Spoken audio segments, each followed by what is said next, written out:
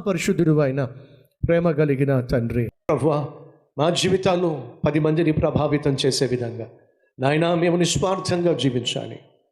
నాయనా మేము నీతిగా జీవించాలి.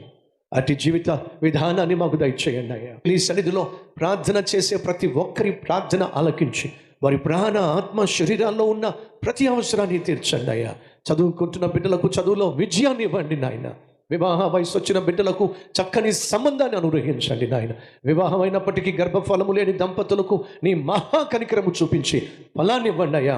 ఉద్యోగం లేక బాధపడుతున్న బిడ్డలకు చక్కని ఉద్యోగం దయచేయండి అయ్యా. వ్యాపారం చేస్తున్న, వ్యవసాయం చేస్తున్న, వృత్తిని కలిగి ఉన్న వారి జీవితంలో నీ ఆశ్చర్య కార్యము చేసి ఆర్థికంగా స్థిరపరచండి నాయన.